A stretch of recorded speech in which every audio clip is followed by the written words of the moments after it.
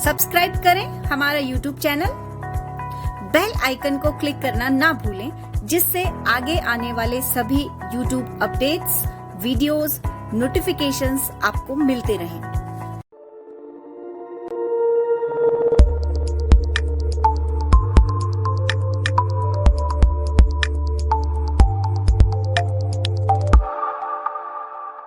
नमस्कार दोस्तों, परिष्का वर्ड में आप सभी का स्वागत है। मैं डॉक्टर सचिन बजाज। आज हम शुरू करने वाले हैं कंप्यूटर सब्जेक्ट।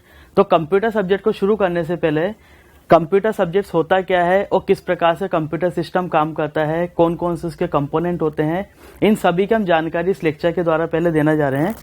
सबसे पहले हम देखते हैं यहाँ पर कंप्यूटर सिस्टम। तो जैसा आप स्क्रीन पे देख रहे हैं, ये कंप्यूटर सिस्टम का कंप्लीट एक डायग्राम नहीं बोल के हम मानते हैं कि कंप्यूटर सिस्टम में कौन कौन से कंपोनेंट्स आपके पास अवेलेबल हैं। तो इनसे आप सब बिल्कुल अच्छी तरह मुखातिब हैं कि किस तरीके से कंप्यूटर सिस्टम के अलग अलग कंपोनेंट्स हैं। सबसे पहले हम बात कर रहे हैं कि आपके सामने ये मॉनिटर है, जिसको हम स्क्रीन बोल रहे हैं। इसको हम स्क्रीन ही बोल रहे हैं, मॉनिटर ही बोल रहे हैं। ये हमारे सामने इनपुट डिवाइस है। इनपुट डिवाइस कीबोर्ड है, माउस है, माइक्रोफोन है, स्पीकर है, सिस्टम यूनिट है। इस सिस्टम यूनिट को अभी तक हम समझते हैं सीपीयू। तो सबसे पहले आप इस चीज को देखिए कि कोई भी कंप्यूटर सिस्टम अलग अलग कंपोनेंट से मिलकर बनता है। तो यहाँ पर अलग अलग कंपोनेंट्स की बात करें कि किस तरीके से कंप्यूटर सिस्टम के ना इनपुट यूनिट काम करती है, आउटपुट यूनिट काम करती है, प्रोसेसिंग काम करती है। तो एक computer system is made up of multiple components. तो यहाँ पर मल्टीपल कंपोनेंट्स की बात कर रहे हैं।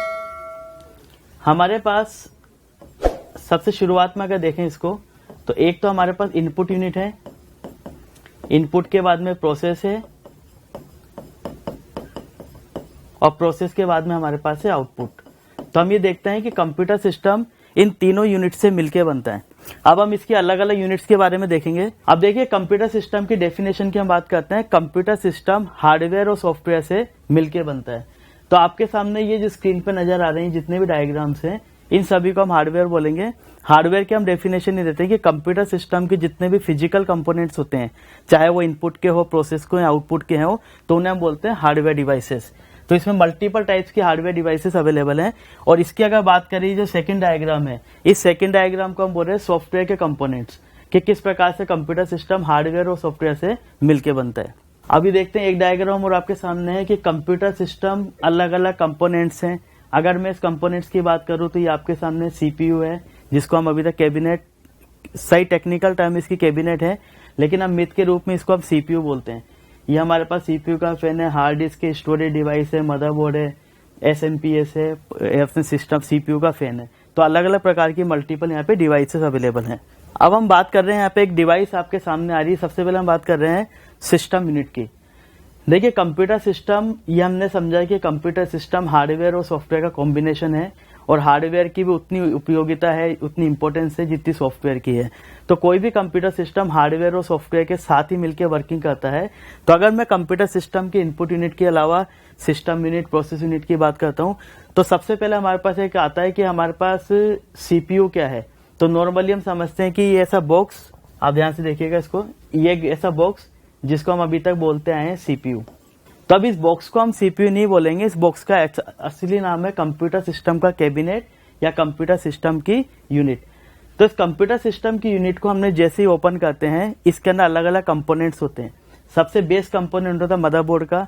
तो दोस्तों, मदरबोर्ड जो कंपोनेंट है, इसी कंपोनेंट को हम बोलते हैं कंप्यूटर सिस्टम का सर्किट बोर्ड, क्योंकि इस कंप्यूटर सिस्टम के मदरबोर्ड पे अलग अलग कंपोनेंट्स आपस में अटैच होते हैं। तो ये देख रहे हैं आपकी स्क्रीन के सामने जितना भी है, आउटर जो शेप दिया हुआ है, ये कैबिनेट है। कैबिनेट के अंदर ये वाला जो पोर्शन दिखाई दे रहा है, ये हमारे सामने मदरबोर्ड है। और मदरबोर्ड के ऊपर इसकी पावर सप्लाई है, ये इसका सीपीयू का फैन है। इस सीपीयू के फैन के नीचे प्रोसेसर होता है, अलग अलग स्लॉट्स दिए हैं आपके पास। तो हम इसको देखते हैं कि अभी तक हम जिसे सीपीयू समझते थे, वो वास्तव में सीपीयू नहीं है, उसको हम बोलते हैं कैबिनेट। इस कैबिनेट को ओपन करने के बाद में इस तरीके से हमारे पास मदरबोर्ड दिखाई देगा। तो मदरबोर्ड के ऊपर ही जो फैन दिखाई दे रहा है आपको, इस फैन के नीचे हमारा होता है प्रोसेसर, और उस प्रोसेसर को हम बोलते हैं सीपीयू। इस प्रोसेसर को हम बोलते हैं सीपीयू, जो कि एक चिप होती है, माइक्रोचिप जो होती है, जिसे हम बोलते हैं प्रोसेसर, वो इस फैन के नीचे अवेलेबल है। अगला डायग्राम देखते हैं यहाँ पे सिस्टम यूनिट के। अगर बैक साइड में अगर पोर्शन देखते हैं, तो किस तरीके से सिस्टम यूनिट का बैक साइड का पोर्शन आपको दिखाई देगा। ये पावर प्लग के लिए ऑप्शन है आपके पास, ये आपके पास सीपीयू का, फैन का, एसएमपीएस का बॉक्स है। तो इस तरीके से अलग अलग इसके बैक साइड का पोर्शन है। कंप्यूटर सिस्टम के कैबिनेट के बैक साइड का जो पोर्शन है वो आपके सामने स्क्रीन पर भी दिखाई दे रहा है। अब इसमें ये अलग अलग पोर्ट्स होते हैं, अलग अलग पोर्ट पे अलग अलग डिवाइसेस के हार्डवेयर को हम अटैच करते हैं। जैसे स्क्रीन पे नजर आ रहा है आपको पावर पोर्ट है, कीबोर्ड का है, यूएसबी का, सीरियल का है, मॉनिटर का है, गेम पोर्ट है, नेटवर्क है, माउस के लिए है, यूएसबी के लिए। अगर हमको माउस लगाना है तो माउस का जो वायर होगा हमको इस पोर्ट पे लगाना है, कीबोर्ड लगाना तो इस पोर्ट पे लगाना है। तो कहने का मतलब ये बैक साइड का जो पोर्शन है, इस पोर्शन पे हम डिवाइसेस को अटैच करते हैं और जो डिवाइस अटैच होती है इस पोर्ट पे वो बेसिकली मदरबोर्ड से डायरेक्टली कनेक्ट होती है। देखिए आपके सामने मदरबोर्ड है। अब ऊपर आपके टाइटल जो आ रहे हैं, मदरबोर्ड आ रहा है, मेन बोर्ड आ रहा है, सर्किट बोर्ड आ रहा है, पीसीबी। पीसीबी का पूरा नाम है प्रिंटेड सर्किट बोर्ड। तो कंप्यूटर सिस्टम के कैबिनेट को ओपन करने के बाद में हमारे सामने जो मदरबोर्ड आता है, तो मदरबोर्ड का डायग्राम आपके सामने यहाँ पे दिखाई दे रहा है। तो ये वास्तव के ना मदरबोर्ड किसमें लगा हुआ रहा है, कंप्यूटर के सिस्टम यूनिट के अंदर। तो इस कंप्यूटर सिस्टम के यूनिट के अंदर जो मदरबोर्ड हमने देखा है ये, अब इस मदरबोर्ड को हम एक तरीके से बोलते हैं कि कंप्यूटर सिस्टम का ये मेन बोर्ड होता है, कंप्यूटर सिस्टम का सर्किटरी बोर्ड होता है, या कंप्यूटर सिस्टम का प्रिंटेड सर्किट बोर्ड होता है। ये इनमें से कोई सा भी नाम अपन सही बोल सकते हैं कि चारों में से कोई भी नाम हम मदरबोर्ड के लिए काम में ले सकते हैं। तो देखिए सबसे पहले हम बात करते हैं कंप्यूटर सिस्टम का अलग अलग एरियाज के अकॉर्डिंग। तो इस पूरे बोर्ड को जो स्क्वायर के अंदर आपको रेक्टेंगल में नजर आ रहा है, इसको हम बोलेंगे मदरबोर्ड। और मदरबोर्ड के ऊपर ये अलग अलग स्लॉट्स नजर आ रहे हैं, ये अलग अलग स्लॉट्स हैं। इन स्लॉट पे अलग अलग आपकी डिवाइसेस लगी होती है। फॉर एग्जाम्पल हम इसकी बात करते हैं कि आपके सीमोस बैटरी, कंप्यूटर सिस्टम के अंदर जो सीमोस से जो बैटरी लगती है वो इस जगह पे लगी हुई है। और ऐसे कौन से एग्जाम्पल्स आपके सीपीयू की जो साइज है, ये जो साइज का आपको नजर आ रहा है व्हाइट वाला बॉक्स, इस बॉक्स के ऊपर लगता है प्रोसेसर, जिसे हम सीपीयू बोलते हैं, यहाँ पर दिखाई देता है। इसके अलावा अलग अलग ब्रिजेज हैं, ब्रिजेज के अलावा ये पोर्ट्स हैं, कुछ रैम्स हैं, कुछ रोम है। ये वाले पोर्ट्स आपके पास रैम के लिए हैं, ये वाले आपके पास ये सीपीयू की रोम है। तो इस तरीके से अलग अलग इसके पोर्शंस डिवाइड होते हैं। तो this is the main circuit board. हम ये बोल सकते हैं कंप्यूटर सिस्टम का मेन सर्किट बोर्ड ही हमारा मदरबोर्ड होता है, जो लगभग इस तरीके से दिखाई देता है। कलर वाइज इसके अंदर चेंजेज हो सकता है, कहीं कंप्यूटर सिस्टम में ग्रीन कलर का दिखाई देगा, किसी में कुछ रेडिश कलर का होगा और किसी में ब्लू कलर का होता है। डिपेंड्स ऑन कि किस तरीके का हमने हार्डवेयर को परचेज किया है। तो ओवरऑल हम ये कह सकते हैं कि ये डायग्राम जो है ये मदरबोर्ड का डायग्राम है। इस मदरबोर्ड के डायग्राम को हम समझते हैं कि मदरबोर्ड होता क्या है। तो मदरबोर्ड कंप्यूटर सिस्टम का प्रिंटेड सर्किट बोर्ड होता है, जिसके द्वारा सभी हार्डवेयर एक दूसरे से कनेक्ट होते हैं। मदरबोर्ड को देखने के बाद में ये जो डायग्राम आपके सामने दिखाई दे रहा है, ये मदरबोर्ड को थोड़ा सा बैक साइड का डायग्राम लिया हुआ है। ये मदरबोर्ड से रिलेटेड जो पोर्ट्स लगे हुए हैं, भाई आपने कैबिनेट के अंदर मदरबोर्ड कनेक्टेड है और मदरबोर्ड के ऊपर इस वाली जगह पे जो वायर लगेगा वो किसका लगेगा, कीबोर्ड का। PS2 स्लॉट्स होते हैं। तो कहने का मतलब मदरबोर्ड को अगर अपन टेढ़ा करके देखते हैं तो मदरबोर्ड के पीछे जो अलग अलग हार्डवेयर को कनेक्ट करने के लिए जो पोर्ट्स दिखाई दे रहे हैं वो सारे के सारे ये पोर्ट्स हैं।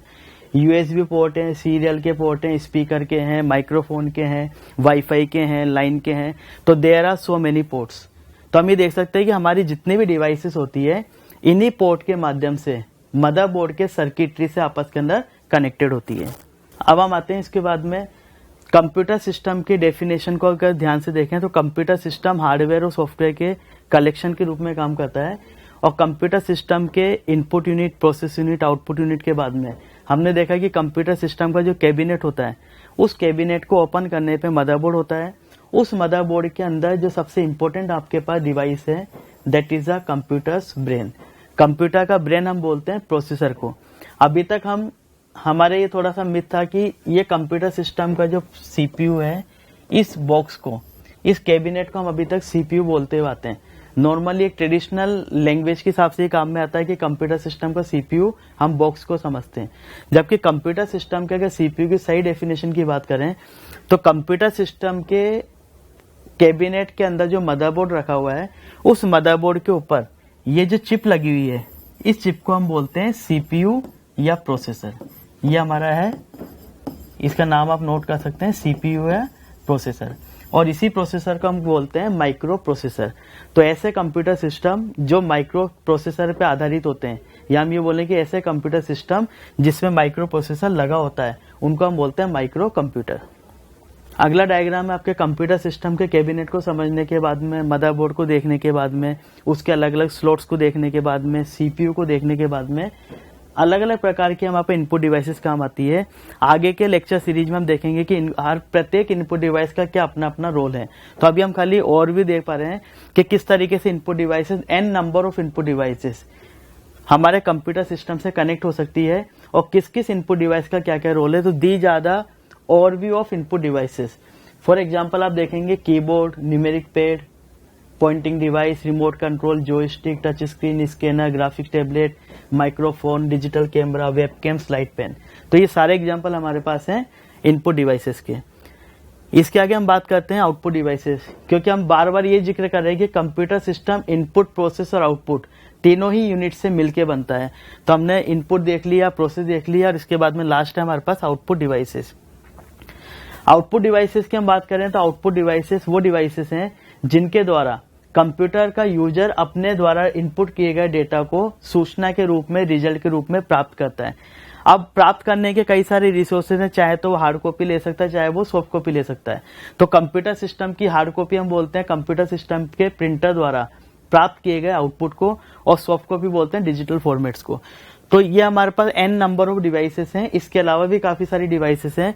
For example web camera, web speakers आ गया, मॉनिटर आ गया, प्रिंटर आ गया, हेडफोन आ गया, प्रिंट, ये आपके पास। तो ये अलग अलग आपके पास डिवाइसेस हैं जो कंप्यूटर सिस्टम के ना आउटपुट डिवाइसेस के रूप में काम करेगी। कंप्यूटर सिस्टम के हार्डवेयर को समझने के लिए, hardware are the physical components of any computer system, चाहे वो इनपुट से हो, प्रोसेस से हो या आउटपुट डिवाइसेस से हो। इसके बाद में हम बात करते हैं कंप्यूटर सिस्टम के सॉफ्टवेयर की। हम बार बार जिक्र करते हैं कंप्यूटर सिस्टम के अलग अलग प्रकार के सॉफ्टवेयर की। तो सामान्यतः हम बात करते हैं विंडोज ऑपरेटिंग सिस्टम की। तो हमने ये देखा कि हार्डवेयर क्या होते हैं, चाहे वो इनपुट के हो, चाहे प्रोसेस के हो, चाहे वो आउटपुट के हो, these are known as the hardware, उनको हम हार्डवेयर बोलेंगे। अब हार्डवेयर के बाद में बात करते हैं सॉफ्टवेयर की। तो आगे के लेक्चर्स में हम देखेंगे कि सॉफ्टवेयर क्या होते हैं, कितने प्रकार के होते हैं, हर सॉफ्टवेयर की अपनी अपनी यूटिलिटी है।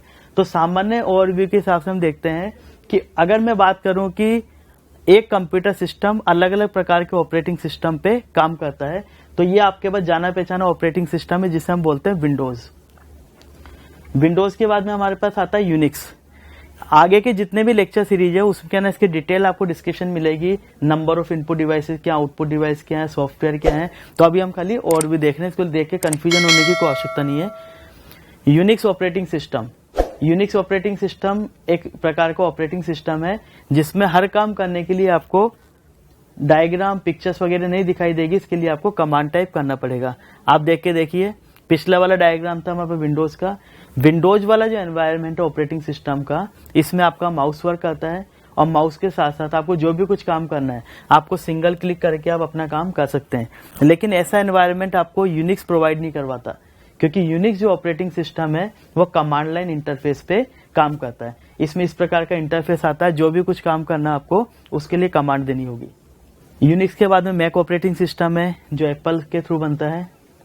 इसका एनवायरनमेंट अलग है। This is also kind of GUI environment, graphical user interface.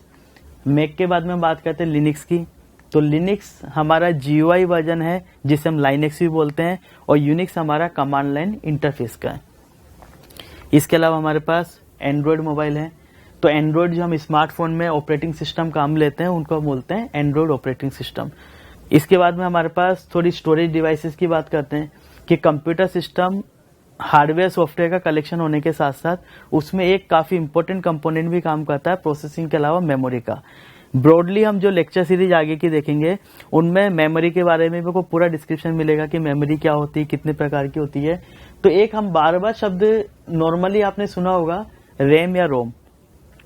तो रैम और रोम में काफी कंफ्यूजन होता है कि इनमें से कौन सा हार्डवेयर है, इनमें कौन सा सॉफ्टवेयर है। तो सामने आपको जो दोनों चीजें दिखाई दे रही है, इनमें आपके पास रैम और रोम, तो दोनों ही रैम और रोम दोनों ही हार्डवेयर का उदाहरण है। ये हमारे सामने रैम है और ये हमारे सामने उदाहरण है रोम का। अब हम बात करते हैं रैम और रोम लगते कहाँ पर है। तो जितने भी कंप्यूटर सिस्टम के हार्डवेयर होते हैं वो सारे के सारे कनेक्ट किस पे होते हैं, मदरबोर्ड के ऊपर। हमारे सामने देखिएगा ये स्लॉट दिखाई दे रहे हैं आपको, ये जो दिखाई दे रहा है एरिया, ये बोलते हैं हम इसको रैम स्लॉट। तो यहाँ पर आपके पास रैम कनेक्ट होती है और ये हमारे पास हार्डवेयर के रूप में जो अवेलेबल है चिप, इसको हम बोलते हैं रोम। तो इसमें कोई कंफ्यूज होने की आवश्यकता नहीं, रैम और रोम हमारी प्राइमरी मेमोरी है जो हमारे कंप्यूटर सिस्टम के मदरबोर्ड के ऊपर फिजिकली कनेक्ट होती है। और इस ग्रीन बोर्ड को हमने नाम दिया था मदरबोर्ड। तो हम बोलते हैं कंप्यूटर सिस्टम का मदरबोर्ड कंप्यूटर सिस्टम के कैबिनेट में या कंप्यूटर सिस्टम की सिस्टम यूनिट में अवेलेबल होता है। ये हमारे कंप्यूटर सिस्टम का मेन सर्किट बोर्ड होता है जिसपे कंप्यूटर सिस्टम में काम करने वाले अलग अलग प्रकार के हार्डवेयर आपस में एक दूसरे से इंटरेक्शन करते हैं। इसके बाद में प्राइमरी मेमोरी के दो कैटेगरी होती है, प्राइमरी मेमोरी की दो कैटेगरी होती है, प्राइमरी मेमोरी और सेकेंडरी मेमोरी। तो जो हमने रैम और रोम देखी थी वो हमें प्राइमरी मेमोरी के एग्जांपल थे। आगे ही जो एग्जांपल दिखाई दे रही है हमारे सेकेंडरी मेमोरी के, ये हमारी हार्ड डिस्क है, ये फ्लॉपी है, ये पेन ड्राइव है, ये टेप ड्राइव है, ये सीडी है, ये आपके डेटा कार्ड है और ये आपके पास एक्सटर्नल हार्ड डिस्क है। तो जो डेटा हमको परमानेंट स्टोर करना होता है उसके लिए हम सेकेंडरी स्टोरेज काम में लेते हैं और जो डेटा हमारा प्राइमरीली स्टोर होता है उसके लिए हम प्राइमरी मेमोरी को यूज करते हैं। तो दोस्तों अभी तक जो हमने डिस्कस किया this is an overview only, ये एक ओवरव्यू था कि कंप्यूटर सब्जेक्ट को हम किस तरीके से शुरू करने वाले हैं। तो जब तक कंप्यूटर सिस्टम को स्टार्ट करने से पहले किसी भी यूजर ने कंप्यूटर सिस्टम को चाहे देखा हो चाहे नहीं देखा हो, लेकिन उसका कॉन्सेप्ट पता होना चाहिए कि कंप्यूटर सिस्टम तो हार्डवेयर का नाम है और हो सकता है उस हार्डवेयर का ना मल्टीपल डिवाइसेस काम करती है और कौन सी डिवाइसेस का क्या रोल है। तो हमने सबसे पहले देखा किस तरीके से तो हमारा कंप्यूटर सिस्टम दिखाई देता है और कंप्यूटर सिस्टम को अनबॉक्स करने पर, खोलने पर उसमें कौन कौन से मेजर कंपोनेंट्स दिखाई देते हैं।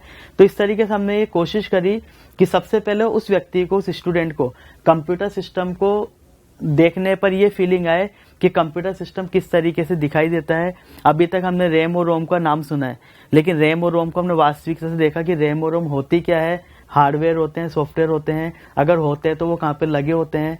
कंप्यूटर सिस्टम का मदरबोर्ड क्या होता है, कंप्यूटर सिस्टम का सर्किट बोर्ड क्या होता है और कंप्यूटर सिस्टम के अलग अलग इनपुट की, प्रोसेस की, आउटपुट की जो डिवाइसेस कनेक्ट होती है वो किस जगह पर होता है।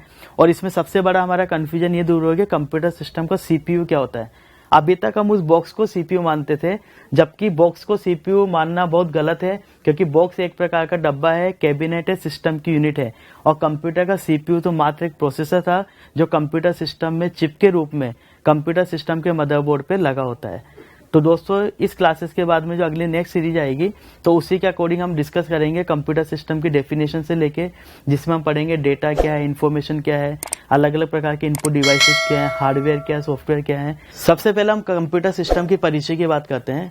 हम नॉर्मली देखते हैं कि आज का जो मॉडर्न एरा है उस मॉडर्न एरा के अंदर कंप्यूटर सिस्टम की जगह जगह पर आवश्यकता रहती है। एक छोटे से लेके बड़ा काम अगर करना है तो अलग अलग department wise, organisation wise computer system की आवश्यकता रहती है।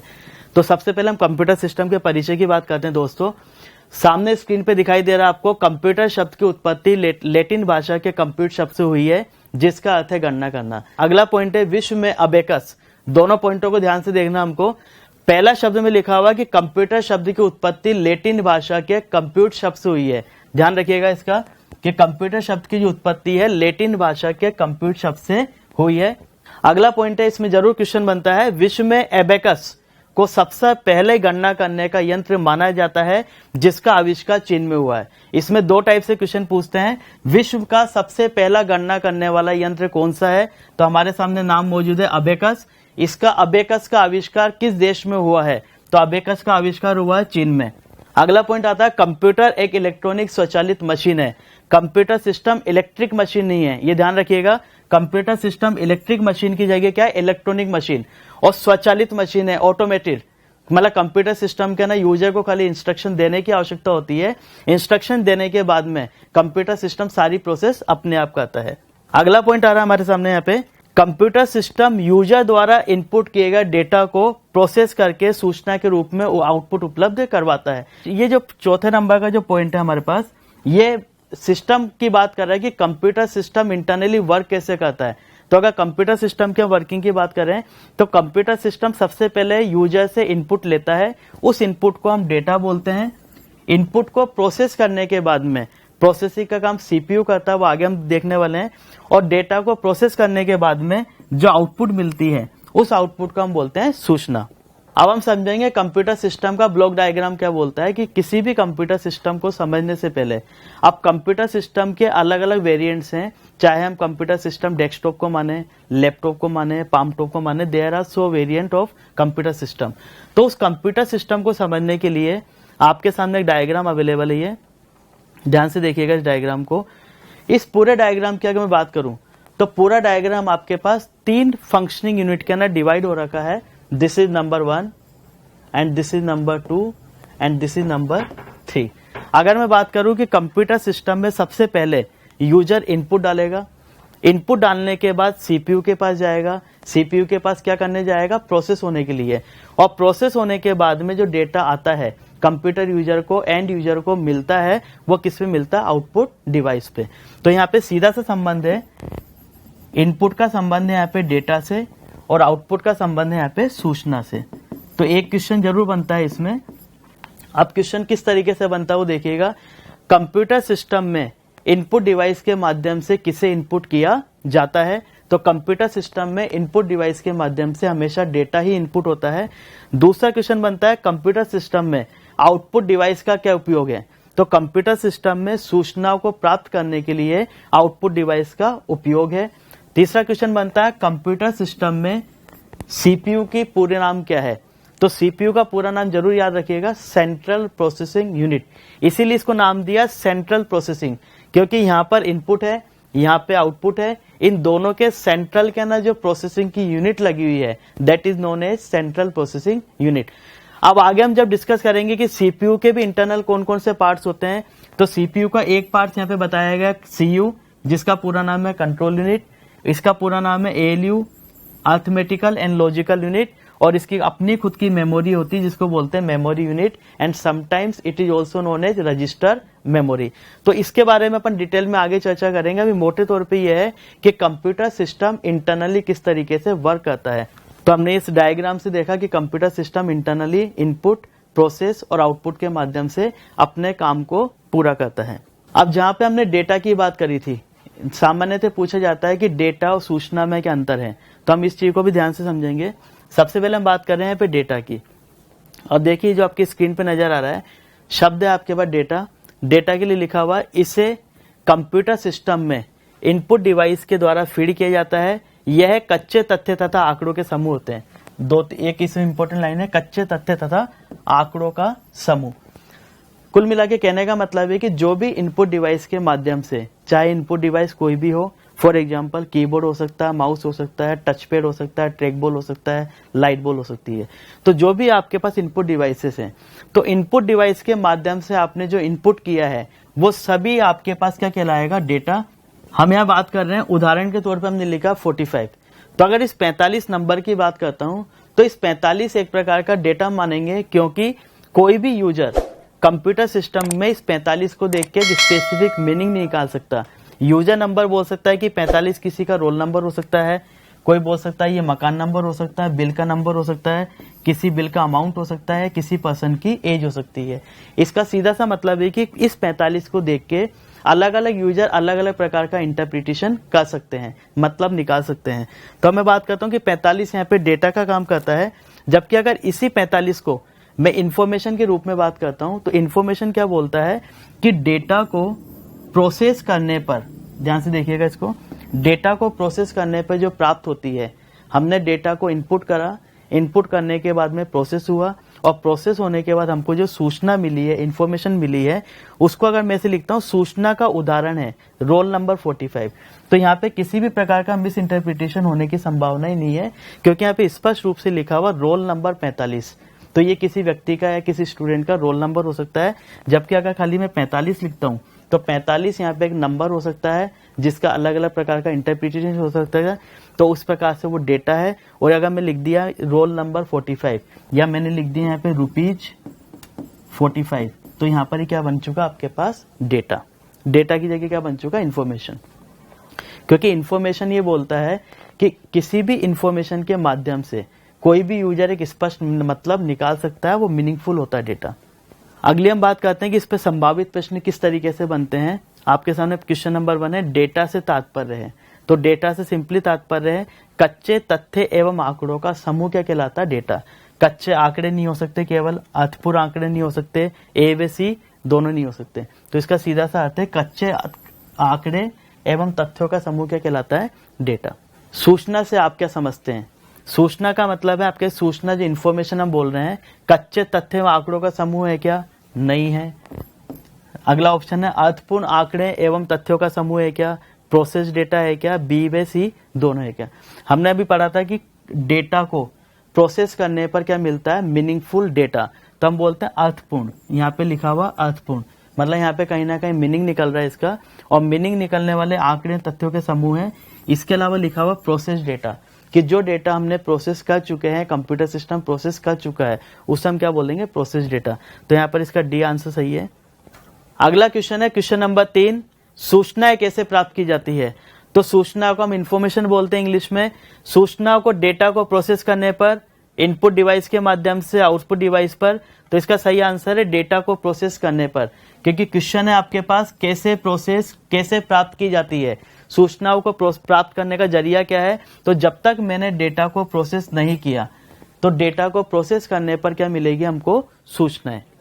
अगला क्वेश्चन है कंप्यूटर एक डिवाइस है, कैलकुलेटिंग तो है, मैकेनिकल भी है, इलेक्ट्रिकल भी है, तो सही आंसर है इसके अंदर इलेक्ट्रॉनिक, क्योंकि हम ये क्वेश्चन आते हैं कई बार एग्जामिनेशन में, कंप्यूटर एक इलेक्ट्रॉनिक डिवाइस है। अगला क्वेश्चन है इसमें, कंप्यूटर एक ऐसी मशीन है जिसके द्वारा डेटा को प्रोसेस किया जाता है, सूचना में, निर्देशों में, आउटपुट में, ए व सी। अब देखेंगे इसका ए और सी दोनों आंसर कैसे है, क्योंकि कंप्यूटर एक ऐसी मशीन है जिसके द्वारा डेटा को प्रोसेस किया जाता है। डेटा को प्रोसेस करने का पहला कारण है सूचना में मुझे कन्वर्ट करवाना है, और दूसरा कारण है कि डेटा को प्रोसेस करने पर जो मुझे सूचनाएं मिलती है, उन्हीं सूचनाओं को हम बोलते हैं कंप्यूटर सिस्टम का आउटपुट।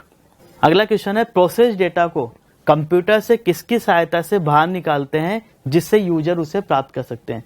इसका सिंपल सा मतलब है कि हमारा डेटा प्रोसेस हो चुका है, अब वो प्रोसेस हुआ डेटा यूजर के पास पहुंचाना है।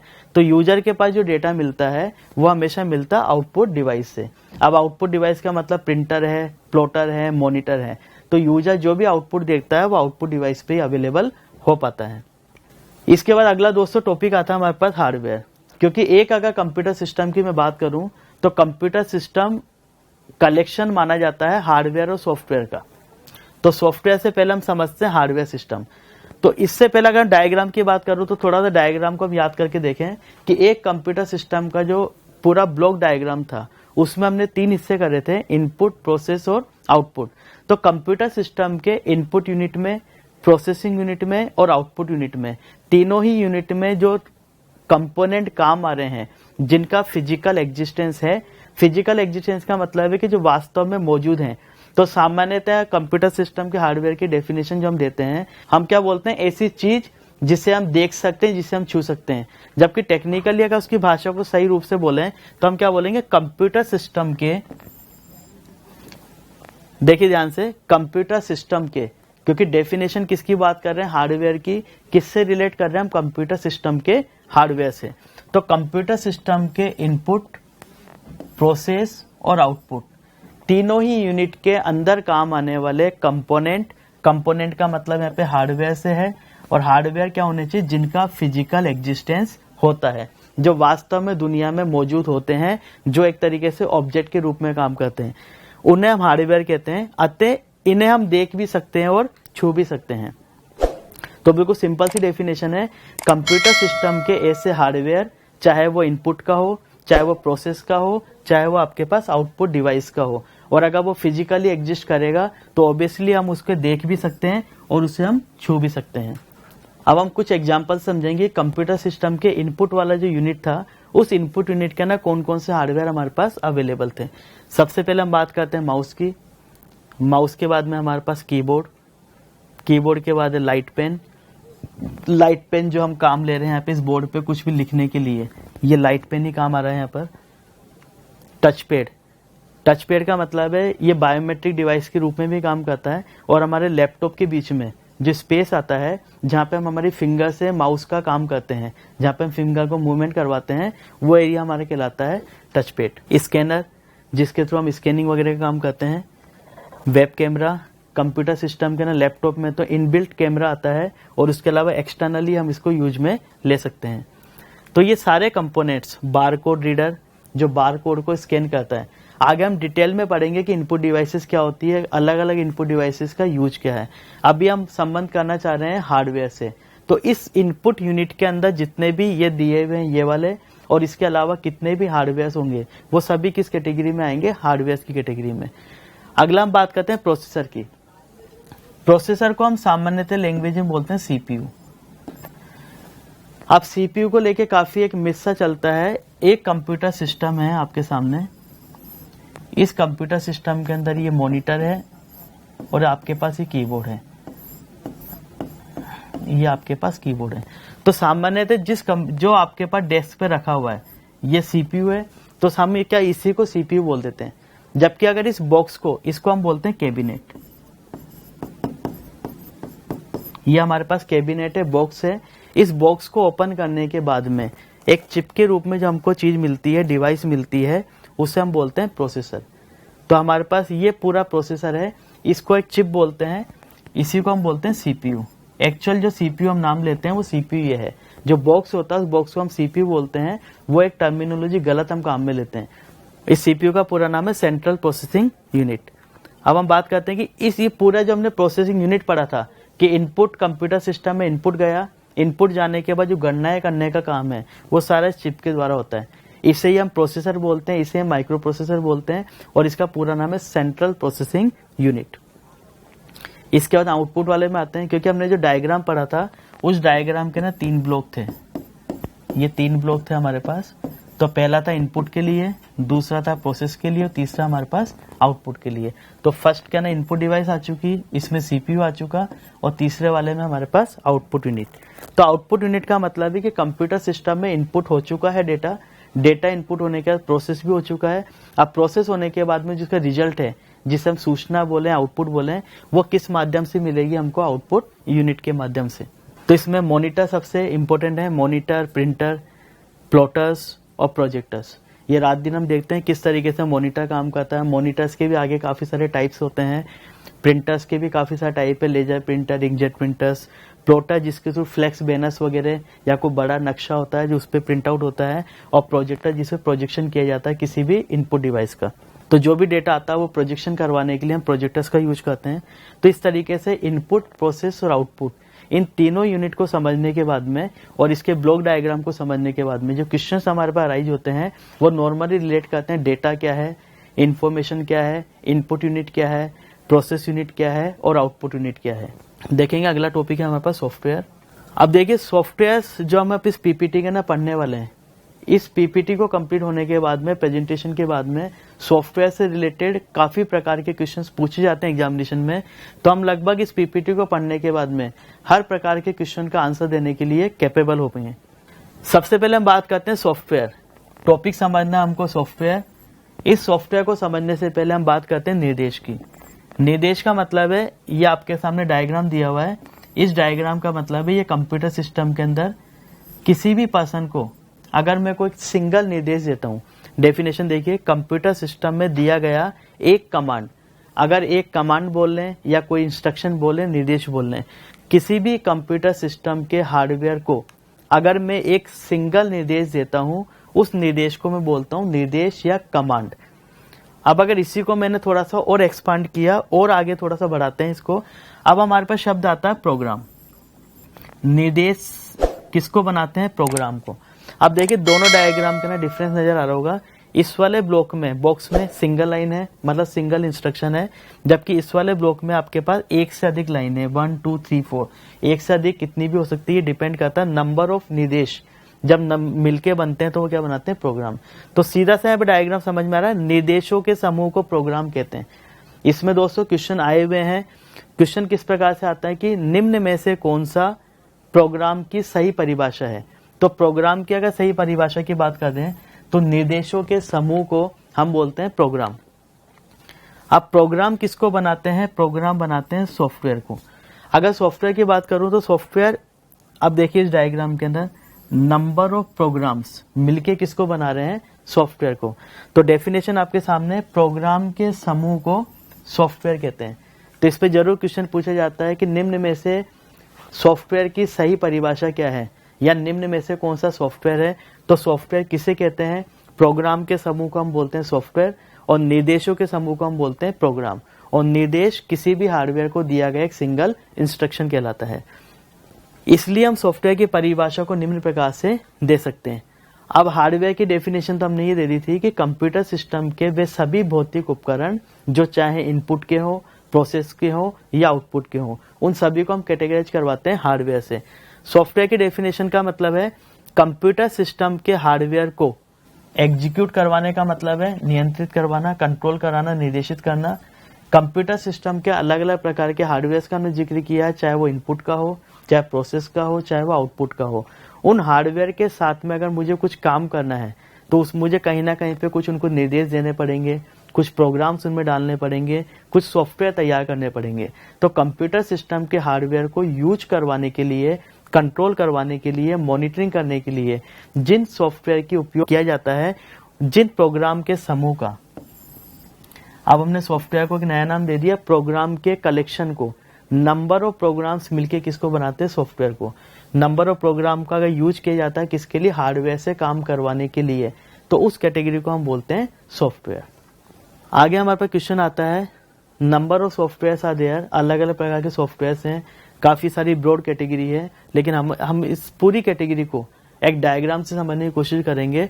अब इस डायग्राम के बाद में आप किसी भी बुक में या नंबर ऑफ किसी प्रकार का क्वेश्चन यदि सॉफ्टवेयर से संबंधित आ जाता है तो हम कोशिश करेंगे लगभग सारे के सारे क्वेश्चन इस डायग्राम से क्लियर हो जाते हैं। सॉफ्टवेयर के हम प्रकार की बात करते हैं तो सबसे पहले प्रकार है आपके पास सिस्टम सॉफ्टवेयर, एप्लीकेशन सॉफ्टवेयर, इसके बाद में आपके पास पैकेज, कस्टमाइज और यूटिलिटी। जो 5 कैटेगरी आपको सामने दिखाई गई है, सबसे पहले system, application, package, customise, utility, मतलब कंप्यूटर सिस्टम के सभी प्रकार के सॉफ्टवेयर इन 5 कैटेगरी के अलावा कहीं पे भी मैनेज नहीं किए जा सकते। तो कैटेगरी को 1 बाय 1 हम समझने की कोशिश करते हैं। सबसे पहले हम बात करते हैं सिस्टम सॉफ्टवेयर की। तो सिस्टम सॉफ्टवेयर का, अगर मैं वैसे सिंपल टर्म में बोलना चाहूँ तो हम ये बोल सकते हैं सिस्टम सॉफ्टवेयर कंप्यूटर सिस्टम के सबसे इंपॉर्टेंट सॉफ्टवेयर होते हैं, क्योंकि वो कंप्यूटर सिस्टम के हार्डवेयर से डायरेक्टली इंटरेक्शन कर सकते हैं। अब सिस्टम सॉफ्टवेयर की भी फर्दर कैटेगरी है। सबसे पहला इसमें आता है ऑपरेटिंग सिस्टम, जिसे हम शॉर्ट में काम में लेंगे ओएस के नाम से, O for operating, S for system. इसके बाद में हम बात करेंगे लैंग्वेज ट्रांसलेटर की। लैंग्वेज ट्रांसलेटर के बाद में हम बात करेंगे डिवाइस ड्राइवर की।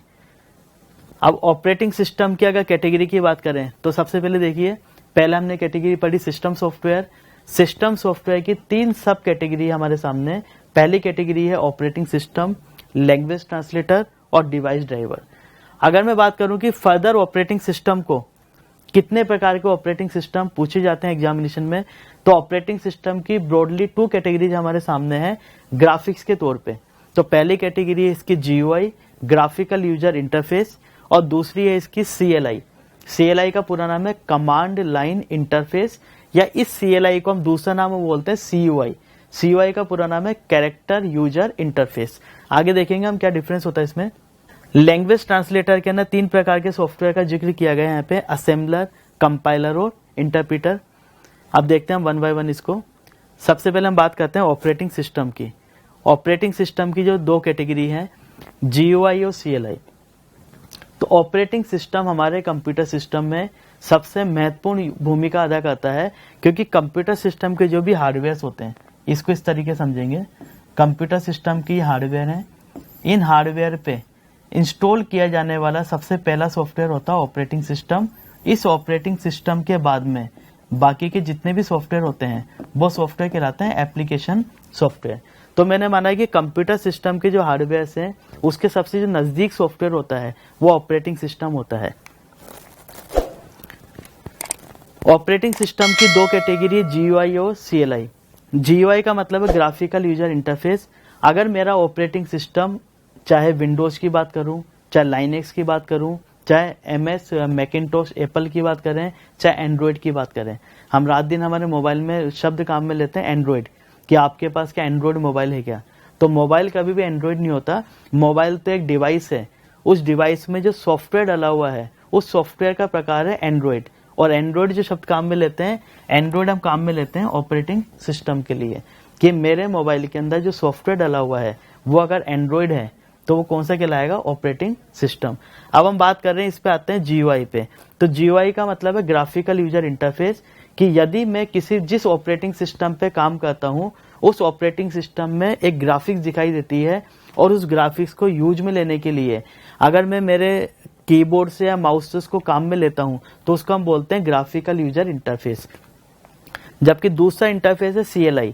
CLI का मतलब है एक ऐसा ऑपरेटिंग सिस्टम जिसमें यूजर को काम करने के लिए, प्रत्येक काम करने के लिए अलग अलग प्रकार से कमांड देने पड़ते हैं, जिसमें किसी भी प्रकार की ग्राफिक्स दिखाई नहीं देगी। ग्राफिक्स का सिंपल मतलब है जो स्क्रीन आपको दिखाई दे रही है ये एक प्रकार की ग्राफिक्स है, जिसमें इमेज हो सकता है, कलर हो सकता है, आइकन्स हो सकते हैं, पिक्चर हो सकती है, वीडियो हो सकता है। These are known as graphics. तो अगर कोई भी एक स्क्रीन है, ये मेरा कंप्यूटर का मॉनिटर है, इस मॉनिटर पे मुझे कोई भी ग्राफिक्स दिखाई नहीं दे रही है, इस पे जो भी मुझे काम करना है उसके लिए मुझे कमांड टाइप करना पड़ेगा। तो वो जो इंटरफेस हम काम में लेते हैं उसको हम बोलते हैं CLI इंटरफेस। अब इस पे जो क्वेश्चन पूछा जाता है वो ये कि ऑपरेटिंग सिस्टम को कितनी कैटेगरी में बांटा गया है। तो सामान्यतः इंटरफेस के तौर पे हम इसकी 2 कैटेगरी बोलते हैं। एक अलग क्वेश्चन आता है कि GUI का पूरा नाम क्या है, ग्राफिकल यूजर इंटरफेस।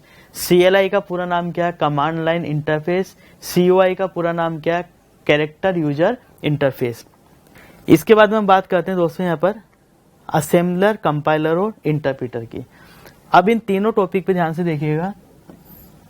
पहला तो इसके अंदर एक कंफ्यूजन को दूर कर लो आप, यहाँ पर असेंबलर, कंपाइलर और इंटरप्रेटर ये तीनों ही प्रकार के सॉफ्टवेयर हैं। मतलब इसके अंदर कहीं पे भी कोई हार्डवेयर का जिक्र नहीं हो रहा, क्योंकि हमारी ब्रॉडली कैटेगरी कौन सी चल रही है, सॉफ्टवेयर। तो अगर मैं बात करूं असेंबलर, कंपाइलर और इंटरप्रेटर, ये तीनों ही अपने आप में एक प्रकार के सॉफ्टवेयर हैं। और सॉफ्टवेयर की कैटेगरी कौन सी इनसे, सिस्टम सॉफ्टवेयर। तो सामान्यतः जो क्वेश्चन ये पूछा जाता है कि निम्न में से कौन सा सिस्टम सॉफ्टवेयर है, तो अब आपके पास इनमें से अगर कोई भी ऑप्शन आए, चाहे ऑपरेटिंग सिस्टम हो, चाहे लैंग्वेज ट्रांसलेटर हो, लैंग्वेज ट्रांसलेटर को हम बोलते हैं भाषा अनुवादक, चाहे इस लैंग्वेज ट्रांसलेटर में से तीनों हो, तीनों के अलावा डिवाइस ड्राइवर हो, तो सभी की कैटेगरी कौन सी, सिस्टम सॉफ्टवेयर। अब हम इसको समझते हैं कि असेंबलर, कंपाइलर और इंटरप्रेटर होता क्या है। इसके लिए हम देखते हैं, मान लीजिए हम काफी पुरानी बात कर रहे हैं कि जब कंप्यूटर सिस्टम का इन्वेंशन हुआ था, तो कंप्यूटर सिस्टम के इन्वेंशन के वक्त पे आपने एक शब्द सुना होगा बाइनरी, और इसी बाइनरी को हम बोलते हैं मशीनी भाषा। ध्यान से समझिएगा इसको। कंप्यूटर सिस्टम की अलग अलग भाषाओं की बात करते हैं, तो सबसे पहली जो प्रारंभिक भाषा थी वो थी बाइनरी भाषा, जो आज भी काम आती है। अब इस प्रारंभिक भाषा को, बाइनरी को हम 2 ही नंबर में रिप्रेजेंट करते हैं, या तो 1 में या 0 में। तो पहले के टाइम में जो कंप्यूटर सिस्टम थे वो इनपुट भी किस भाषा में लेंगे, 0 या 1 में, प्रोसेस भी किस भाषा में करेंगे, 0 या 1 में, और आउटपुट भी किस भाषा में देंगे, 0 या 1 में। तो कंप्यूटर सिस्टम के प्रारंभिक अगर मैं समय की बात करूं, तो जो कंप्यूटर सिस्टम का इन्वेंशन हुआ था, तो उस वक्त कंप्यूटर सिस्टम में अगर मुझे इनपुट देना है वो मुझे बाइनरी भाषा में देना पड़ेगा, प्रोसेस करवाना डेटा वो बाइनरी में होगा, और जो आउटपुट देना है वो भी किस में मिलेगा, बाइनरी भाषा में। तो इस कंप्यूटर सिस्टम की जो भाषा थी, इस भाषा को सरल करने के लिए एक नई भाषा का इन्वेंट किया गया। उस नई भाषा को कहा असेंबली भाषा। असेंबली भाषा। असेंबली भाषा का मतलब है कि अब मुझे कंप्यूटर सिस्टम में इनपुट देने के लिए 0-1 की आवश्यकता नहीं है, मैं किसी प्रकार के कोड का उपयोग कर सकता हूं। इन कोड को हमने एक नाम दिया नेमोनिक, इनको हमने नाम दिया नेमोनिक। ये शब्द काफी इंपॉर्टेंट है, एग्जामिनेशन पूछा जाता है। असेंबली भाषा में किस प्रकार के कोडों का उपयोग किया जाता था, उनका नाम क्या था। तो असेंबली भाषा में जो कोड काम में लिए जाते थे उसे हम बोलते थे नेमोनिक। इसको हिंदी में हम लिखते हैं नेमोनिक। एम इसमें साइलेंट है, इसलिए हम इसको बोल रहे हैं नेमोनिक। तो मैं बोलता हूँ यहाँ पे मैं 2 अलग अलग वेरिएंट की बात कर रहा हूँ, उसके क्रम की बात कर रहा हूँ। पहला क्रम है हमारा मशीनी भाषा का, दूसरा क्रम है हमारा असेंबली भाषा का। तो मशीनी भाषा में जो इंस्ट्रक्शन इनपुट किए जाएंगे वो मशीनी भाषा में होंगे, मतलब 0-1 में होंगे। लेकिन इसके बाद का जो दौर आया, मशीनी भाषा में एक सामान्य यूजर कंप्यूटर के साथ में काम करने में सहज महसूस नहीं कर सकता था, क्योंकि उसको टेक्निकल पूरी नॉलेज होनी चाहिए कि किस प्रकार से मैं इनपुट करूंगा, कैसा मुझे प्रोसेस करके डेटा आउटपुट के रूप में मिलेगा। तो इस मशीनी भाषा को सरल करने के लिए एक नई भाषा को बनाया गया। उस नई भाषा का नाम हमने दिया है असेंबली भाषा। अब कंप्यूटर सिस्टम के पास इनपुट तो हो रहा है कोड, लेकिन इस कोड को अल्टीमेटली कन्वर्ट किस में होना, 0 या 1 के अंदर। तो कंप्यूटर सिस्टम के इस कोड को 0 या 1 में कन्वर्ट करवाने के लिए जो सॉफ्टवेयर बनाया गया, उस सॉफ्टवेयर को हमने नाम दिया असेंबलर। तब चलते हैं अपन वापस इस डायग्राम के ऊपर। अब देखिए आपके पास ये जो डायग्राम है, यहाँ पे पहला शब्द आ रहा है आपके असेंबलर। तो असेंबलर का मैं समझ सकता हूं कि असेंबलर एक प्रकार का सॉफ्टवेयर है। ध्यान से सुनिएगा शब्दों को। पहला शब्द है असेंबलर, एक प्रकार का सॉफ्टवेयर है जो सिस्टम सॉफ्टवेयर की कैटेगरी में आता है, और असेंबलर का उपयोग असेंबली भाषा के निर्देशों को मशीनी भाषा में कन्वर्ट करवाने के लिए किया जाता है। इसके बाद में 2 भाषाओं का हम बात कर चुके हैं। पहली भाषा हमारी थी मशीनी, दूसरी असेंबली। असेंबली भाषा में भी काम करने में यूजर को कुछ कठिनाई महसूस होती थी। अब यूजर को ये चाहिए था कि यूजर के लिए एक ऐसी भाषा को बनाया जाए जो हमारे नेचुरल आम बोलचाल में काम में लेते हैं। फॉर एग्जांपल इंग्लिश में वो अपना डेटा फीड कर सके, हिंदी में कर सके, या किसी प्रकार की रीजनल लैंग्वेज में कर सके। तो कंप्यूटर का यूजर जिस भाषा में नॉर्मली बातचीत कर रहा है, उसी डेटा को अगर उसी भाषा में अगर कंप्यूटर भी समझने लगे, तो उस भाषा के दौर को हम बोलते हैं हाई लेवल लैंग्वेज। तो 3 कैटेगरी की बात कर रहे हैं। पहली कैटेगरी कौन सी थी, मशीनी भाषा, दूसरी कैटेगरी है असेंबली भाषा, और तीसरी कैटेगरी हाई लेवल लैंग्वेज, जिसे हिंदी में बोलते हैं उच्च स्तरीय भाषा। तो हमने देखा कि अब यहाँ पे 2 सॉफ्टवेयर हमारे पास बचते हैं। पहला है हमारे पास कंपाइलर, दूसरा इंटरप्रीटर। तो अगर कंपाइलर की मैं डेफिनेशन की बात करूं, अब मेरा इंस्ट्रक्शन किस में जाएगा, उच्च स्तरीय भाषा में। तो उच्च स्तरीय भाषा को, हाई लेवल लैंग्वेज को, दोनों शब्दों को साथ में समझना। उच्च स्तरीय भाषा को इंग्लिश में बोल रहे हैं हाई लेवल लैंग्वेज। तो अगर मैं ये डेफिनेशन दूं कि उच्च स्तरीय भाषा के निर्देशों को मशीनी भाषा में बदलने के लिए जिस सिस्टम सॉफ्टवेयर की आवश्यकता पड़ी, उस सिस्टम सॉफ्टवेयर को हमने नाम दिया कंपाइलर। अगला बात कर रहे हैं इंटरप्रीटर। इंटरप्रीटर का भी काम था उच्च स्तरीय भाषा के निर्देशों को मशीनी भाषा में बदलना। लेकिन इन दोनों का जब काम एक है, दोनों ही जो सॉफ्टवेयर हैं हाई लेवल लैंग्वेज को कन्वर्ट कर रहे हैं मशीन लेवल लैंग्वेज के अंदर, तो इन 2 की आवश्यकता क्या पड़ी? तो 2 की आवश्यकता सिंपल इस कारण से पड़ी है। अगर मैं बात करूं कि मेरे पास एक प्रोग्राम है और ये दूसरा प्रोग्राम है, इस प्रोग्राम में कुछ इंस्ट्रक्शन लिखे हुए हैं, इस प्रोग्राम में भी कुछ इंस्ट्रक्शन लिखे हुए हैं। कंपाइलर क्या करता है कि हाई लेवल लैंग्वेज के प्रोग्राम को, ये प्रोग्राम लिखा हुआ हाई लेवल लैंग्वेज में, इस हाई लेवल लैंग्वेज के प्रोग्राम को पूरा एक साथ पढ़ के किस में कन्वर्ट कर देगा, वो मशीन लेवल लैंग्वेज के अंदर। तो उसको हम बोलते हैं कंपाइलर। अगर मैं बात करूं कि ये हाई लेवल लैंग्वेज में प्रोग्राम लिखा हुआ है, इसमें पहले एक लाइन को पढ़ना, फिर दूसरी लाइन को पढ़ना, फिर तीसरी लाइन को पढ़ना, फिर आगे की लाइनों को पढ़ना। अगर लाइन बाय लाइन मुझे कन्वर्जन करवाना है, इंटरप्रिटेशन करवाना है, तो मेरे पास इंटरप्रीटर रखा हुआ है। अगर मुझे पूरे प्रोग्राम को एक साथ कन्वर्ट करवाना, तो मेरे पास कंपाइलर रखा हुआ है। तो सामान्यतः ये क्वेश्चन पूछा जाता है। अब देखिए आपके पास 3 प्रकार के, इसको हम बोलते हैं भाषा अनुवादक। इसको हिंदी में हम लिखेंगे भाषा अनुवादक, लैंग्वेज ट्रांसलेटर। तो लैंग्वेज ट्रांसलेटर की बात करूं, यहां पर है असेंबलर, कंपाइलर, इंटरप्रीटर। तीनों ही कैटेगरी क्या है, भाषा अनुवादक। एग्जाम में जो क्वेश्चन पूछा जाता है वो अलग अलग प्रकार से पूछते हैं, निम्न में से कौन सा भाषा अनुवादक है, या निम्न में से कौन सा सिस्टम सॉफ्टवेयर है, या असेंबलर किस प्रकार का सॉफ्टवेयर है। तो हम ये बोलते हैं कि असेंबलर एक सिस्टम सॉफ्टवेयर है, कंपाइलर भी एक सिस्टम सॉफ्टवेयर है, इंटरप्रीटर भी एक सिस्टम सॉफ्टवेयर है। और सिस्टम सॉफ्टवेयर होने के साथ साथ ये भाषा अनुवादक हैं जो एक भाषा को दूसरी भाषा में बदलते हैं। असेंबलर असेंबली भाषा को बदलेगा, कंपाइलर उच्च स्तरीय भाषा को बदलेगा, और इंटरप्रीटर उच्च स्तरीय भाषा को बदलेगा। लेकिन इन दोनों में जो अंतर है, कंपाइलर पूरे प्रोग्राम को एक साथ बदलता है मशीनी भाषा में, जबकि इंटरप्रीटर लाइन बाय लाइन बदलता है। अब इसके बाद हम आगे बात करते हैं डिवाइस ड्राइवर की। तो डिवाइस ड्राइवर का मतलब है, एक शब्द काफी इंपॉर्टेंट है यहाँ पे। अगर मैं बात करूं डिवाइस ड्राइवर की, तो ये 2 शब्दों से मिलकर बना है। कंप्यूटर सिस्टम में किसी भी हार्डवेयर को हम एक नए शब्द से संबोधित कर सकते हैं जिसे हम बोलते हैं डिवाइस। तो डिवाइस का मतलब है किसी भी हार्डवेयर को, और ड्राइवर का मतलब है उसको चलाने के लिए किसका उपयोग किया जाएगा। तो एक ऐसा सॉफ्टवेयर का प्रोग्राम जो किसी भी कंप्यूटर सिस्टम के हार्डवेयर को चलाने के लिए काम में लिया जाता है, क्योंकि आज के समय में जो हमारा ऑपरेटिंग सिस्टम है काफी पावरफुल है। अलग अलग डिवाइसेज जो हम लगाते हैं उसके जो ड्राइवर्स होते हैं वो उसमें इनबिल्ट होते हैं, मतलब पहले से डले होते हैं। अब अगर कोई हमने नया हार्डवेयर, आज के करीब 10-15 साल पहले की बात करते हैं, तो अगर मैं मेरे कंप्यूटर सिस्टम में एक नया प्रिंटर लाके अटैच करता हूं तो उसके साथ में एक सीडी या फ्लॉपी साथ में आती थी, क्योंकि उस सीडी या फ्लॉपी में उसके ड्राइवर्स होते थे।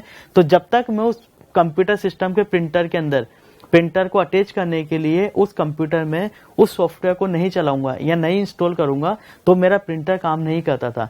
तो इसकी सिंपल सी डेफिनेशन है कि किसी भी कंप्यूटर के हार्डवेयर को चलाने योग्य बनाने के लिए जो सॉफ्टवेयर काम आते हैं उससे हम बोलते हैं डिवाइस के ड्राइवर। तो ये हम पढ़ चुके हैं अभी तक सिस्टम सॉफ्टवेयर क्या है, इसके आगे हम बात करेंगे। अब देखिए इसकी डेफिनेशन की बात कर रहे हैं तो सिस्टम सॉफ्टवेयर हमने जो पढ़ा है विशेष प्रकार के सॉफ्टवेयर होते हैं जो हार्डवेयर को निर्देशित करते हैं। यह कंप्यूटर के हार्डवेयर एवं यूजर के मध्य समन्वय स्थापित करते हैं। यहाँ पे तो है कंप्यूटर का यूजर और यहाँ पे है कंप्यूटर का हार्डवेयर। इन कंप्यूटर के यूजर को इस हार्डवेयर के साथ में इंटरेक्ट करवाने के लिए जिस प्रकार के सॉफ्टवेयर की जरूरत पड़ती है वो कहलाता है सिस्टम सॉफ्टवेयर। सिस्टम सॉफ्टवेयर के बाद में हमने पढ़ा कि सिस्टम सॉफ्टवेयर की जो कैटेगरी थी उसमें सबसे पहले था ऑपरेटिंग सिस्टम। तो ऑपरेटिंग सिस्टम एक प्रकार का मैनेजर का काम करता है इन बिटवीन कंप्यूटर यूजर और कंप्यूटर हार्डवेयर, और एक प्रकार का इंटरफेस उपलब्ध करवाता है जिससे कंप्यूटर का यूजर जो भी कंप्यूटर सिस्टम से काम करवाना है वो ऑपरेटिंग सिस्टम के माध्यम से करवा सकता है। आगे हम बात कर रहे हैं ऑपरेटिंग सिस्टम को हम दो कैटेगरी में बांट चुके हैं, GUI और CLI। अब देखिए GUI का आपको पूरा नाम याद रखना है, ग्राफिकल यूजर इंटरफेस। इसमें माउस की सहायता से कार्य किया जाता है और स्क्रीन पर ग्राफिक दिखाई देती है। इसके सिंपल उदाहरण है आपके पास Windows, Mac operating system, Linux और एंड्रॉइड। तो इसमें क्वेश्चन आ जाता है कि निम्न में से कौन सा ऑपरेटिंग सिस्टम GUI का उदाहरण है या निम्न में से कौन सा ऑपरेटिंग सिस्टम CLI का उदाहरण है।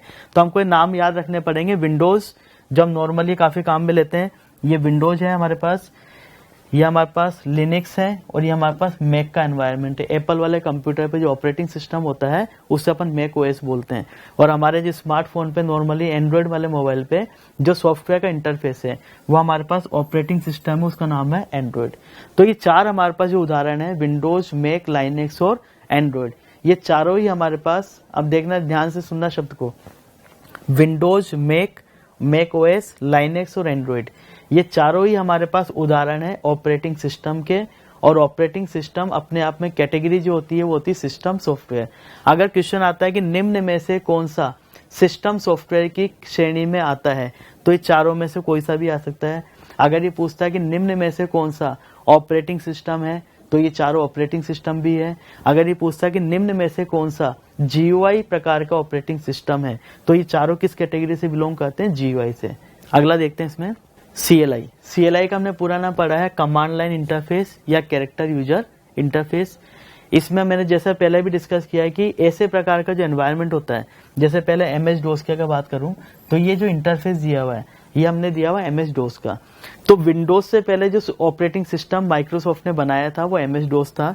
MS-DOS पे काम करने के लिए आपको इस स्क्रीन पे खाली टेक्स्ट के अलावा कुछ भी दिखाई नहीं देता, ना कोई नंबर है, ना कोई ग्राफिक्स है, ना किसी प्रकार की इमेज है। तो इस सिस्टम पे काम करने के लिए यूजर को कमांड देने की आवश्यकता है, और कमांड लाइन इंटरफेस को हम बोलते हैं CUI या CLI।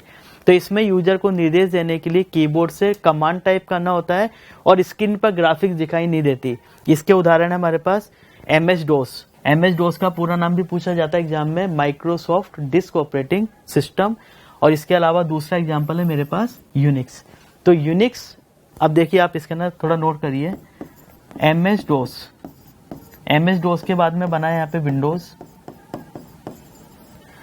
यूनिक्स एक ऑपरेटिंग सिस्टम है, यूनिक्स का GUI वर्जन है आपके पास लिनक्स। तो हम बोलते हैं MS-DOS ऑपरेटिंग सिस्टम है, विंडोज भी ऑपरेटिंग सिस्टम है, लेकिन ये GUI बेस्ड नहीं होके क्या है, CLI बेस्ड, और ये कौन सा है, GUI। इसी प्रकार से यूनिक्स भी ऑपरेटिंग सिस्टम है, लेकिन उसकी कैटेगरी कौन सी, CLI, और लिनक्स की कैटेगरी कौन सी है, GUI। तो ये सब चीजें आपको कॉमनली ध्यान रखनी पड़ेगी कि सिस्टम सॉफ्टवेयर क्या होते हैं, उनकी कैटेगरी क्या है, उस कैटेगरी की सब कैटेगरी क्या है। आगे हम बात करते हैं भाषा अनुवादक की। भाषा अनुवादक की डेफिनेशन हम देखते हैं। कंप्यूटर सिस्टम में एक भाषा को दूसरी भाषा में बदलने के लिए किसका उपयोग किया जाता है? लैंग्वेज ट्रांसलेटर का। और इसी लैंग्वेज ट्रांसलेटर को हमने समझा था भाषा अनुवादक के तौर पे। ये सॉफ्टवेयर प्रोग्राम ही होते हैं। अब इसमें पहला देखिए हमने पढ़ा था असेंबलर। तो असेंबलर का सिंपल शब्द दिया, असेंबली भाषा के निर्देशों को मशीनी भाषा में, और मशीनी भाषा को हम बोलते हैं बाइनरी भाषा। इस बाइनरी भाषा की खाली दो स्टेट होती है, 0 या 1। ये वोल्टेज के वो सिंबल्स होते हैं कि अगर वोल्टेज ऑन है मेरे सर्किट में तो मैं उसको 1 से रिप्रेजेंट करूंगा, और अगर वोल्टेज ऑफ है तो उसको किससे रिप्रेजेंट करूंगा? 0 से। तो असेंबली भाषा के निर्देशों को मशीनी भाषा में बदलने के लिए असेंबलर का उपयोग किया जाता है। और असेंबली भाषा में जिन कोड का उपयोग किया गया उन कोड को हमने नाम दिया नेमोनिक। इसको हिंदी में बोलते हैं नेमोनिक। अगले ट्रांसलेटर आते हैं हमारे पास, दो हैं, कंपाइलर और इंटरप्रेटर। यहाँ पे बिंदी नहीं आएगी है। कंपाइलर और इंटरप्रेटर दो भाषा अनुवादक हैं, जिनके दोनों की अगर डेफिनेशन की बात करता हूं मैं, तो दोनों की डेफिनेशन में कहीं पे भी अंतर नहीं है। दोनों का जो कार्य है वो कार्य ये है, उच्च स्तरीय भाषा के निर्देशों को मशीनी भाषा में बदलने के लिए काम करते हैं, लेकिन दोनों के काम करने के तरीके अलग हैं। सामान्यतः इसमें क्वेश्चन आता है कि कंपाइलर और इंटरप्रेटर में अंतर आपको पता होना चाहिए। कंपाइलर पूरे प्रोग्राम का मतलब है, प्रोग्राम को हम सोर्स प्रोग्राम भी बोल सकते हैं। प्रोग्राम बोले या सोर्स प्रोग्राम बोले बात एक ही है, लेकिन टेक्निकली थोड़ा सा डिफरेंस है। तो हम उस डिफरेंस की बात नहीं कर रहे, हम ये समझ रहे हैं कि पूरा मेरे पास प्रोग्राम रखा हुआ है, उस पूरे प्रोग्राम को अगर एक साथ मशीनी भाषा में जो बदलता है वो कौन बदलता है? कंपाइलर। और लाइन बाय लाइन बदलने के लिए किसका उपयोग किया जाता है? इंटरप्रेटर का। तो इंटरप्रेटर लाइन बाय लाइन बदलेगा, जबकि असेंबलर पूरे प्रोग्राम को एक साथ बदलेगा। तो ये हमारे भाषा अनुवादक हो चुके हैं। भाषा अनुवादक के बाद में हमने डिवाइस ड्राइवर की डेफिनेशन की अगर बात करते हैं, तो कंप्यूटर सिस्टम में प्रयोग किए जाने वाले प्रत्येक हार्डवेयर। अब थोड़ा सा 5-10 मिनट पीछे वाले टॉपिक पे हमने एक बात करी थी हार्डवेयर की। तो हार्डवेयर हमने बोला था कंप्यूटर सिस्टम का जो ब्लॉक डायग्राम था, जिसमें इनपुट था, प्रोसेस था, आउटपुट था, उन तीनों ही डिवाइसेस या यूनिट के अंदर काम आने वाले सभी प्रकार के फिजिकल कंपोनेंट हार्डवेयर थे। चाहे हार्डवेयर मेरे पास इनपुट का हो, चाहे हार्डवेयर मेरे पास आउटपुट का हो। अब इन हार्डवेयर के अलावा भी कई हार्डवेयर अलग आते हैं जो कंप्यूटर सिस्टम में काम में आते हैं। साउंड कार्ड है, नेटवर्क कार्ड है, सीडी प्लेयर है, स्टोरेज की डिवाइस है, पेन ड्राइव है, फ्लॉपी है, हार्ड डिस्क है। तो इन सभी हार्डवेयर को चलाने के लिए जिन सॉफ्टवेयर प्रोग्राम की आवश्यकता होती है, और उन सॉफ्टवेयर प्रोग्राम के नहीं होने के कारण वह अपना हार्डवेयर काम नहीं करेगा। तो सिंपल शब्दों में कंप्यूटर सिस्टम से संबंधित, चाहे कंप्यूटर सिस्टम से संबंधित कोई भी हार्डवेयर हो, अगर उस हार्डवेयर के अंदर उसका सॉफ्टवेयर डला हुआ नहीं है, उसी सॉफ्टवेयर को हम बोलते हैं डिवाइस ड्राइवर। अगर वो नहीं है तो उसके बिना हार्डवेयर काम नहीं करेगा। तो हार्डवेयर को आपको कंपलसरी उसमें डालना पड़ेगा, हार्डवेयर के अंदर सॉफ्टवेयर को। तो हम बोलते हैं कि कंप्यूटर सिस्टम में काम आने वाले प्रत्येक प्रकार के हार्डवेयर के अंदर डलने वाला सॉफ्टवेयर, इंस्टॉल होने वाला सॉफ्टवेयर डिवाइस ड्राइवर कहलाता है। पहली कैटेगरी के बाद में सिस्टम सॉफ्टवेयर को पढ़ने के बाद में हमारे पास सेकंड कैटेगरी आती है एप्लीकेशन सॉफ्टवेयर। एप्लीकेशन सॉफ्टवेयर की अगर डेफिनेशन की बात करें, ध्यान से देखिएगा क्या लिखा हुआ है। ऐसे सॉफ्टवेयर प्रोग्राम जिनका उपयोग एक विशेष कार्य के लिए किया जाता है। आपको खाली इतनी सी टर्मिनोलॉजी समझनी है कि कोई भी कंप्यूटर का उपयोग करने के लिए मुझे अलग अलग प्रकार के काम करने होते हैं। कभी मैं चाहता हूं इंटरनेट चलाना, कभी मैं चाहता हूं टाइप करना, कभी मुझे को ड्राइंग करनी है, कभी गाना सुनना, कभी मूवी देखनी है। तो अलग अलग प्रकार का काम करने के लिए आपको अलग अलग प्रकार की एप्लीकेशन या सॉफ्टवेयर को काम करना पड़ता है। फॉर एग्जाम्पल, अगर मैं बात करूं टाइप करने के लिए, तो आपके दिमाग में सिंपल सा एक टर्म आएगी MS वर्ड, क्योंकि सामान्यतः टाइपिंग का काम हमेशा MS वर्ड में किया जाता है। गणना करने के लिए अगर कोई मैथमेटिकल कैलकुलेशन करनी है, मार्कशीट बनानी है, ग्राफ बनाना है, चार्ट बनाना है, तो उसके लिए हमारे पास MS एक्सेल अवेलेबल है। प्रेजेंटेशन बनानी है, जो आपके सामने भी प्रेजेंटेशन चल रहा है, ये पावर पॉइंट में बना हुआ है, तो पावर पॉइंट हमारे पास प्रेजेंटेशन के लिए काम में आता है। ये सिंबल आपको याद आ रहे होंगे, W for Word, X for Excel, P for PowerPoint. PowerPoint के अलावा पेंटिंग करनी है, कोई ड्राइंग करनी है, तो नॉर्मल जो सिंपल सॉफ्टवेयर आता है वो पेंट ब्रश है। अकाउंटिंग कार्य करने के लिए टैली काम में लेते हैं। फोटो एडिटिंग के लिए फोटोशॉप काम में आता है। डेटाबेस को हम आगे समझेंगे। डेटाबेस एक रिलेटेड डेटा का कलेक्शन होता है, उसके लिए MS एक्सेस काम आता है। इंटरनेट चलाने के लिए वेब ब्राउजर।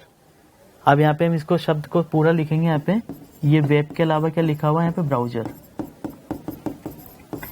अब आप थोड़ा सा ध्यान से समझिए कि जब भी मुझे इंटरनेट चलाना है, तो या तो अगर मोबाइल में हमारे पास कोई ओपेरा होगा, सफारी होगा, गूगल क्रोम होगा, मोजिला फायरफॉक्स होगा, तो जब भी मुझे इंटरनेट चलाना तो मुझे वेब ब्राउजर लेना ही पड़ता है। कभी भी ऐसा ही नहीं होता कि इंटरनेट चलाने के लिए मैंने पेंट ब्रश का यूज किया हो, या इंटरनेट चलाने के लिए मैं टेली का काम किया हो, या एक्सेल का काम किया हो, वर्ड का किया हो। तो कहने का मतलब यह है, आप डेफिनेशन को देखते हैं इसको पूरा सा। डेफिनेशन क्या बोलता है कि कंप्यूटर सिस्टम के कोई भी एक कार्य करने के लिए, विशेष प्रकार के कार्य करने के लिए जो सॉफ्टवेयर का उपयोग किया जाता है, उन सॉफ्टवेयर को हम बोलते हैं एप्लीकेशन सॉफ्टवेयर। और जितने भी आपको उदाहरण बताएं, MS Word, Excel, PowerPoint, paint brush, Photoshop, Tally, Access, web browsers, ये सभी किसके उदाहरण है? एप्लीकेशन सॉफ्टवेयर के। अब देखो आपके सामने दो कैटेगरी हो चुकी है, सिस्टम सॉफ्टवेयर और एप्लीकेशन। अब क्वेश्चन जो बनता है वो क्वेश्चन इस तरीके से आता है, निम्न में से कौन सा सिस्टम सॉफ्टवेयर का उदाहरण है?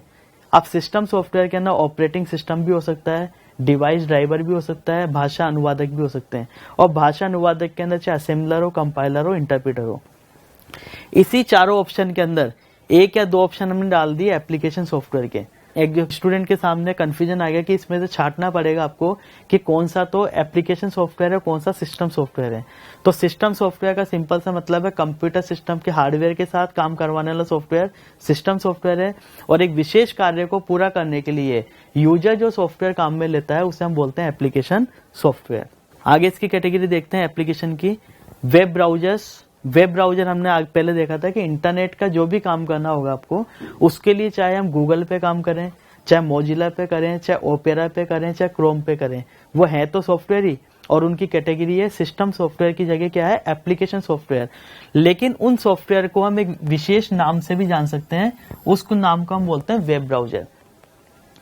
क्वेश्चन अगर आता है कि निम्न में से कौन सा वेब ब्राउजर है या निम्न में से कौन सा एप्लीकेशन सॉफ्टवेयर है, तो उसके अंदर ओपेरा, गूगल क्रोम वगैरह सभी किस कैटेगरी में माने जाएंगे? दो से बिलोंग कर रहे हैं, वो वेब ब्राउजर भी हैं और वेब ब्राउजर के अलावा एप्लीकेशन सॉफ्टवेयर भी हैं, जिनका उपयोग इंटरनेट के लिए किया जाता है। ये Google Chrome, safari, opera, internet explorer, Mozilla Firefox, ये कुछ आइकन दिए हैं आपके सामने, ये सभी किससे बिलोंग करते हैं? वेब ब्राउजर से। Internet explorer, Mozilla Firefox, Netscape communicator, Netscape navigator, Google Chrome, UC browser, Safari. So these are the examples of web browsers, and basically web browsers are the kinds of application software. Application software के बाद में हमारी next category आती है package software. Package software अपने आप में कोई विशेष प्रकार के सॉफ्टवेयर नहीं होते।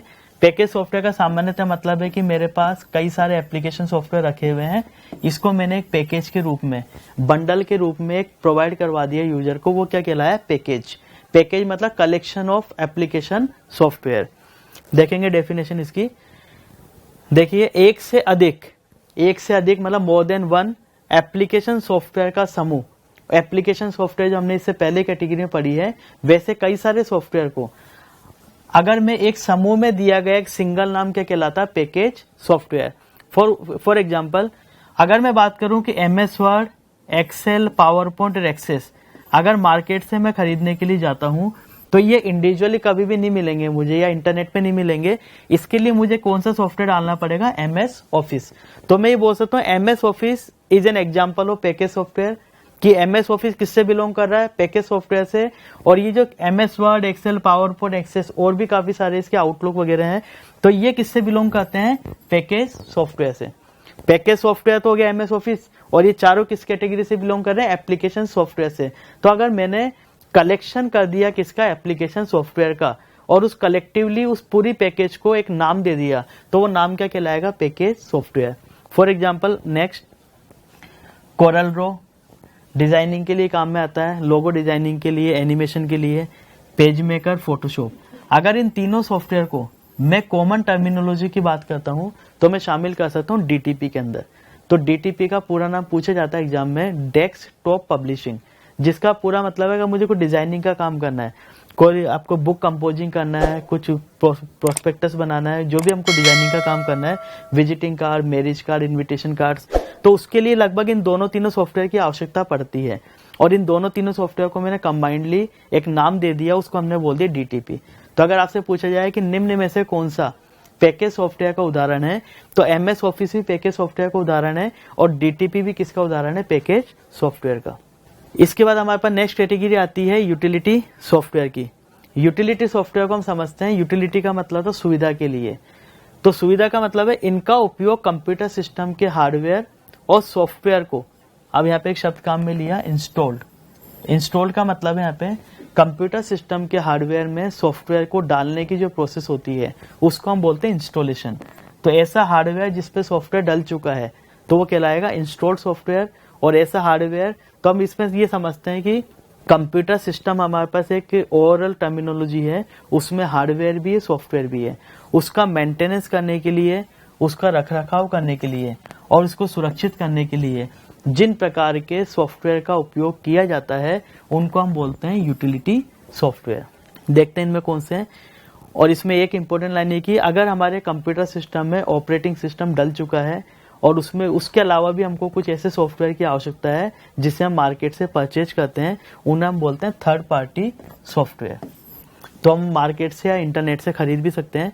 अब इसके उदाहरण है आपके पास disk cleanup, disk defragmentation, disk formatting, scan disk, backup and restore, add remove programs, recycle bin, my computers, my network, my briefcase. तो कहने का मतलब है जब भी हमारे कंप्यूटर सिस्टम में ऑपरेटिंग सिस्टम इंस्टॉल होता है तो ऑपरेटिंग सिस्टम इंस्टॉल होने के साथ साथ उसमें कुछ यूटिलिटी सॉफ्टवेयर भी उसमें अपने आप इंस्टॉल हो जाते हैं जो हमारे कंप्यूटर के हार्डवेयर और सॉफ्टवेयर को मेंटेन करने के लिए या सुरक्षित रखने के लिए हम एंटीवायरस में शामिल कर सकते हैं। उनको हम बोलते हैं यूटिलिटी सॉफ्टवेयर। अलग अलग सॉफ्टवेयर का अलग अलग काम है। डिस्क को क्लीन अप करवाने के लिए डिस्क क्लीन अप काम आता है।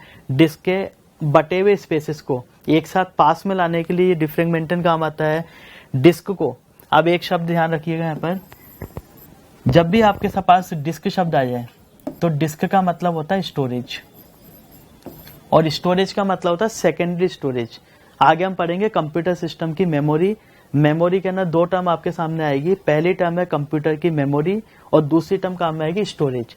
तो जब मैं मेमोरी बोलता हूं तो मेमोरी का मतलब होगा प्राइमरी मेमोरी से, और जब स्टोरेज होगी तो स्टोरेज का मतलब होता है सेकेंडरी मेमोरी से। इसी स्टोरेज को एक हमने नए शब्द बोलते हैं डिस्क। तो कंप्यूटर टर्मिनोलॉजी में जब भी डिस्क शब्द काम आए तो डिस्क का मतलब किससे रिडायरेक्ट करना है आपको, स्टोरेज से। मतलब ये किसी ना किसी प्रकार की स्टोरेज डिवाइस की बात कर रहा है और स्टोरेज डिवाइस भी कौन सी है, सेकेंडरी। स्कैन डिस्क, अभी देखो शब्द लिखा हुआ स्कैन डिस्क, हमारी डिस्क को स्कैन करना। अब स्कैन करने के कई रीजन से हो सकता है मेरी डिस्क को स्कैन में बेड सेक्टर चेक करने के लिए कर रहा हूँ या किस कारण मेरा कंप्यूटर सिस्टम स्लो हो रहा है, तो डिस्क को स्कैन करना, उसकी प्रॉब्लम्स को फाइंड आउट करना। बैकअप एंड रिस्टोर, मेरे कंप्यूटर सिस्टम के डेटा का मैंने बैकअप लिया और बैकअप लेने के बाद में नेक्स्ट टाइम जब भी मुझे आवश्यकता पड़ी मैंने उसके कंटेंट को वापस से रिस्टोर करा, रीलोड किया, तो वो टर्म क्या कहलाती, बैकअप एंड रिस्टोर।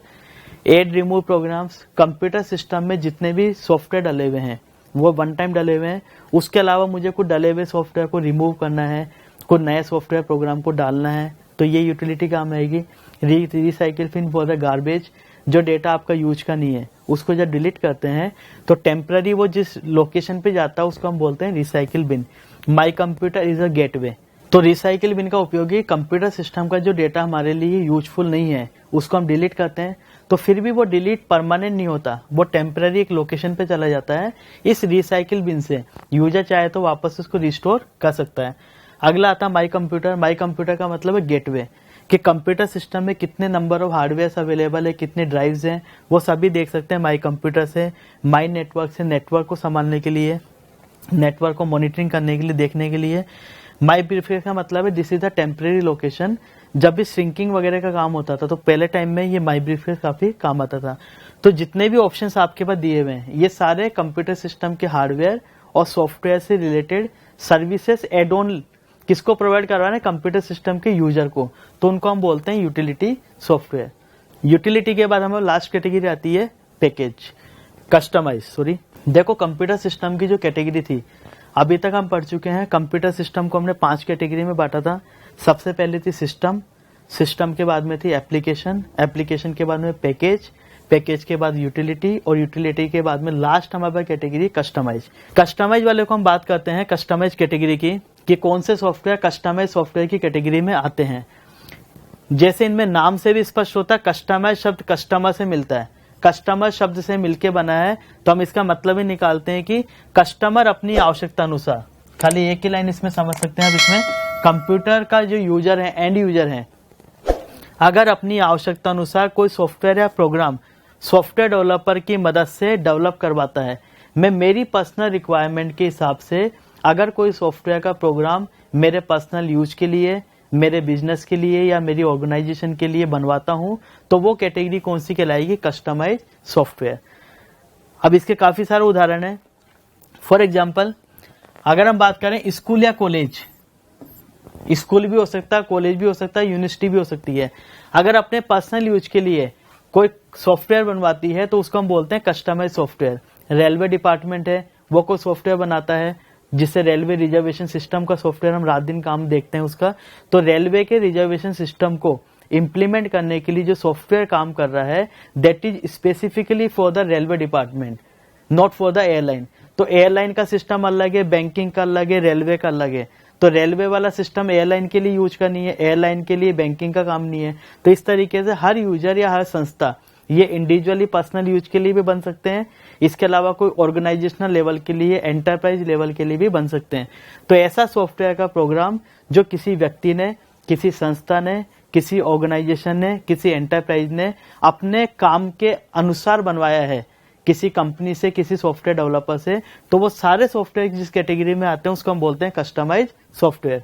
तो जितने भी ये आपके पास टाइप दिखाई दे रहे हैं, चाहे स्कूल हो, कॉलेज हो, रेलवे हो, कोई बड़ी ऑर्गेनाइजेशन हो, बैंकिंग हो, हॉस्पिटल है, रेडीमेड गारमेंट्स है, रिलायंस फ्रेश है, मेडिकल है, बिग बाजार है, तो कहने का मतलब यहाँ पे छोटा सिंपल सा ये है कि कोई भी यूजर है, कोई भी संस्था अगर अपनी रिक्वायरमेंट के हिसाब से अपनी जरूरत को पूरा करने के लिए, अपनी वर्किंग प्रोसेस को कंप्यूटराइज करने के लिए जो सॉफ्टवेयर प्रोग्राम बनाती है, उन सॉफ्टवेयर प्रोग्राम को हम बोलते हैं कस्टमाइज सॉफ्टवेयर।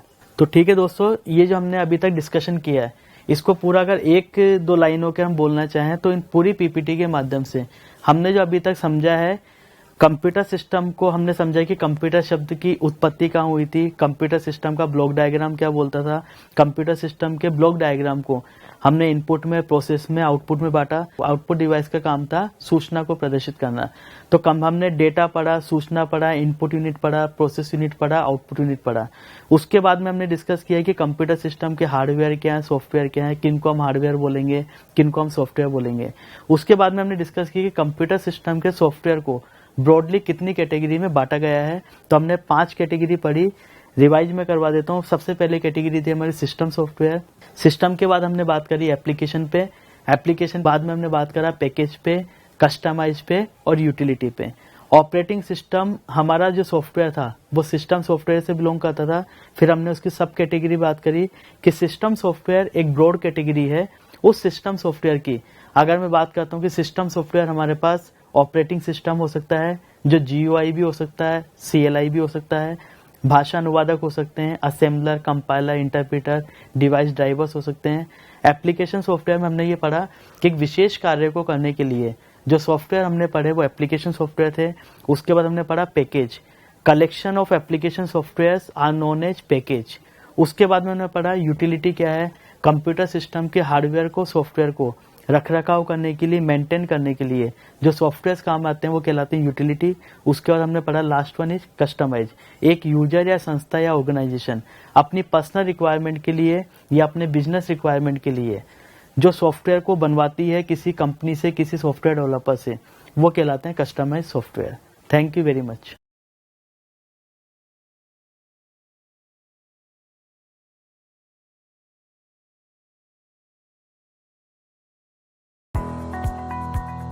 सब्सक्राइब करें हमारा YouTube चैनल, बेल आइकन को क्लिक करना ना भूलें, जिससे आगे आने वाले सभी YouTube अपडेट्स, वीडियोस, नोटिफिकेशंस आपको मिलते रहें।